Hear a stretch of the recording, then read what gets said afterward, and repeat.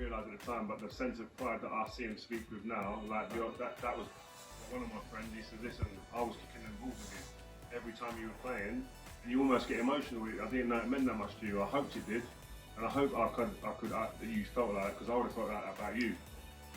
When someone tells you that and goes, "Well, listen, Rio, when you was doing that, I was in the pub telling people that's my boy, that's my guy.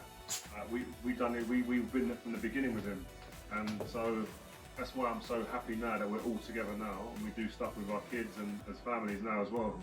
But do you think it would have helped you if they had been more explicit about that at the time as well?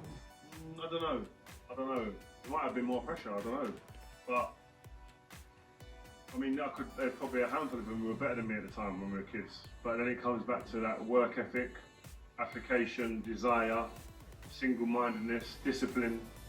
And you've got to have all these things have got to come together for you to step away from that group of people to go and be single-minded, to go and make this happen. Well, that's what really intrigues me for anyone listening on this, that I think that virtue of being prepared to walk away from a group of friends to forge your own path. Oh yeah, massive. That courage is something that it's huge. It doesn't happen. That's what I'm saying. There's so many kids now who get sucked into that and can't differentiate between just friends and I'm going to go and work now.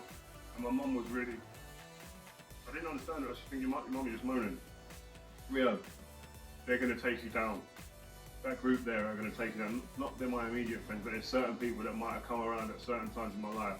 That person's not here for you, Rio. They want you to go and hang about and go out and do all this stuff, when you really should be going training and thinking about football, get in your bed and rest. I just go, "Mum, what are you talking about?" And then you realise, but even when you finish school, I had a window of about 15 minutes to mess about with my mates on the street after school.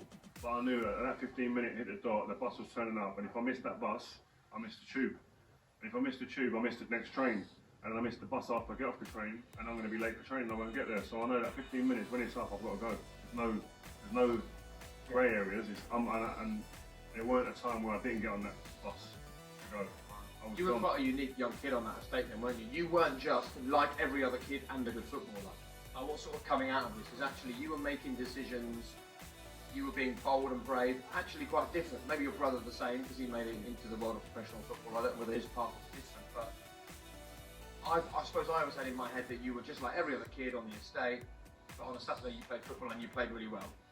Yeah, no, I think it's easy to look at it like that, and then that's what happens, and most people do look at it. Even the young kid who's starting out to try and be a footballer, they look at it and go, "You just have to go training every day and that'll be it, you'll be alright, you just improve." Yeah. But there's so much more to it, so many layers, and the mental side of it is the bit that's underplayed and undervalued, because you don't realise you're making these decisions for the betterment of yourself, but you're almost like teaching yourself along the way, and by the end you'll realise actually them steps I took there and them big decisions that I made to step away from certain groups to make sure I was on time on this and to the point of where I might lose a couple of friends for it, but you're going to be better off.